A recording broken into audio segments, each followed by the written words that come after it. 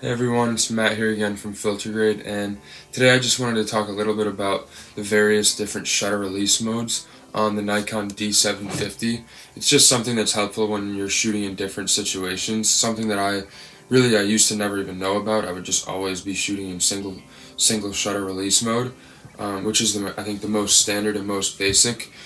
But after shooting in various different settings and working with different photographers and creative teams, I started to understand that there's actually different shutter release modes for different scenarios that can really benefit the way that you're shooting. So let's just go ahead and get into it. The way that you're even going to find your shutter release modes based on the camera are right here. So on this ring you have all these different settings, but if you look closely at the side right here, you can see all these different little letters: QC, Q, C, S, all these different little modes that before I never even knew about. So today, to show you how to change them, what you're going to do is click down on this little button right here, and as you're doing that, that's when you can spin the rest of the wheel so that you can be changing the shutter mode.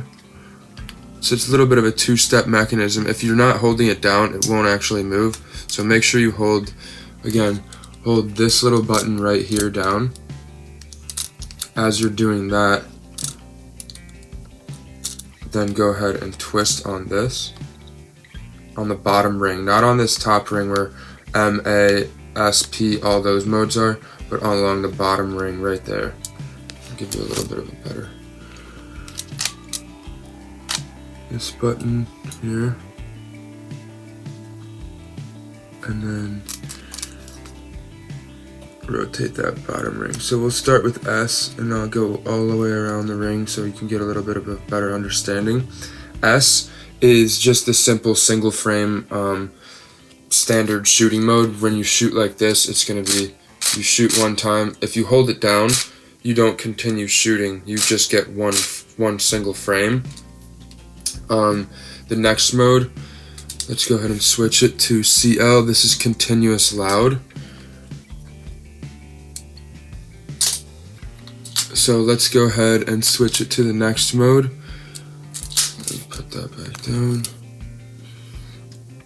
This is a little bit difficult, but so yeah, click on this button again, switch this mode, and now we're on CL. As you can see, CL is for continuous low speed. But if you want to be shooting multiple frames while holding down the shutter, you can click on it, and as you can see, it just continues shooting. This is what's called continuous low speed. So if you're shooting some moving objects, sometimes this is really helpful because then you can just continue with the holding down as you're following them, as opposed to pressing it individually time. That's why I think it's good to know about these, because before I would just always be shooting in single frame mode, going 1, 2, 3, 4. Whereas if you're using different settings, it's honestly really helpful because you can just use it for whatever necessity or whatever reason that you're shooting for. So if you're shooting in single frame mode, that's probably better if you're shooting portraits or still lifes or anything that's just not moving. And then once you move on to the continuous one, it helps a lot so that while you're moving around, you can follow your subject and continue shooting without having to worry about continuously pressing the shutter. So the next one, I'll go ahead and switch it again. Go ahead and hold down again on the button, and then slide forward. Now we're at CH, if you can, it's a little bit blurry, but as you can see, we're at CH. So this is continuous high speed. Again, it's another continuous for movement type of shooting, but it shoots a lot faster. So this is something that if you're shooting in fine raw images, especially if you're using fine JPEG and fine raw where you're shooting both types of file formats at one time, your card might fill up fast. But it's really helpful, especially if you're shooting sports or people walking or running. It's really beneficial because, as you can see in here, it's continuously shooting really fast, which is super helpful.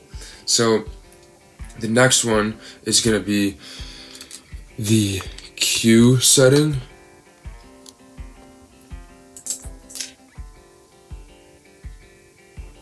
as you can see, it's so blurry, but okay, so I'm gonna hold the button down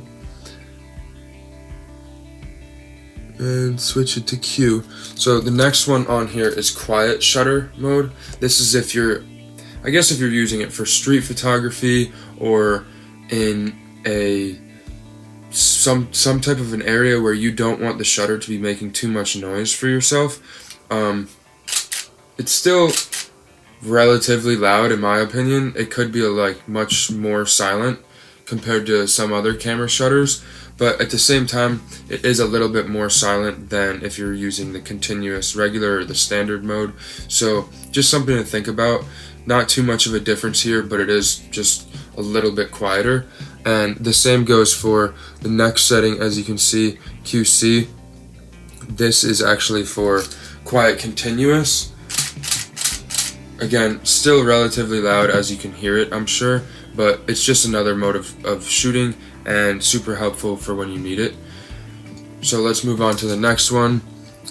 Right after QC, you can see there's a little timer, and this is actually going to be the self-timer mode. So if you want to have anything for self-portraits or for anything on a tripod, whether you're using group shots or you just want to have something where you prop the camera up and you don't actually have to be behind it to shoot, what it's going to do is you press the shutter. After it, you're going to see the light go off, and then I think it's 10 seconds, might be like 8 to 10 seconds. After a little while, it takes a frame. It only shoots one at a time, which is okay, especially if you're just doing your images on a timer. You shouldn't need more than one, I guess, and if you do, that way you can come back, open up your menu and see the preview of the image and readjust your composition and everything like that. And then when you're ready to shoot another one, go ahead, get it back on your tripod, press the shutter and watch the light.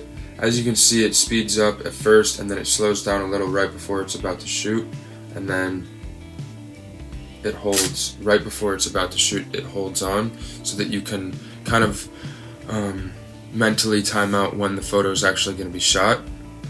And the last mode that we actually have on the list of shutter release modes, if I'm going to go ahead and click and switch it last time. This is the last one on the list, and it's MUP. As you can see, this stands for mirror up position. This is to avoid any camera shake for long exposures, such as for when you're doing nighttime photography or when you're doing astrophotography. It's really beneficial, and I think, as you can hear, it just stays open the whole time that you click it. So it can be used for much longer exposures. That's why it's more predominantly used at nighttime, and especially while you're using a tripod or a monopod, because really you're in control of when the actual camera will open and close its shutter. So this is a lot of times, even if you're using it for certain type of portraiture shoots, you might have the little bit where you're dragging out your image, and you're going to want to play with the shutter release mode for the MUP as well as your shutter speed, so that you can kind of get a nice motion blur or motion distortion that you're looking for, so that you can get a nice motion distortion. But realistically, it's just, for me, it's just really beneficial to know the different types of shutter release modes so that you can kind of play around with them regardless of what situation you're in. There's been times when I was shooting self-portraits and I knew that, okay, nobody's here to shoot them for me, or even if there are and I want to shoot them by myself, I have the timer if I need to. If I'm shooting at nighttime and I have my tripod, then I can always use the mirror up mode and really do the own calculations in my head to better understand of when I want to open and close the shutter.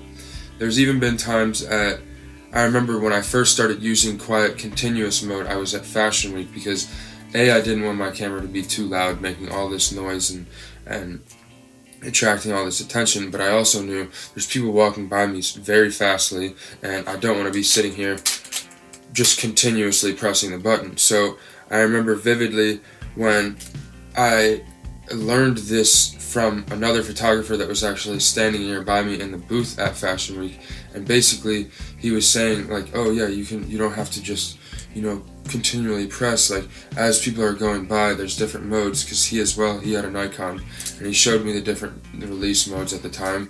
And then from then on, kind of when I knew that I would be in a high-paced situation like that, whether it was for fashion or for athletics or for really just any movement type of photography, I just knew, okay, put your camera in QC and just continue following people. So it's always helpful to know the different shutter release modes, even if you're not continuously bouncing back and forth between them. Now that I know the difference between all of them, I really don't switch often, unless once I get to set, I know I'm going to be shooting something different, or once I get out to the field, I know I'm going to be shooting different. Make one little quick fix, quick adjustment, and then from there, just move forward and really just go about shooting how I would normally would, but with the knowledge that I'm using the correct adjustments and tools for my camera. So if you have any questions, feel free to leave them below in the comments. It's pretty self-explanatory once you figure it out, but I will say it is really beneficial to actually know this this just adjustment tool, because before you know about it, you might not even realize that you have that as an option. So I appreciate you checking out this little quick demonstration. If you have any questions, feel free to leave them in the comments, but other than that, have a great day. Peace out.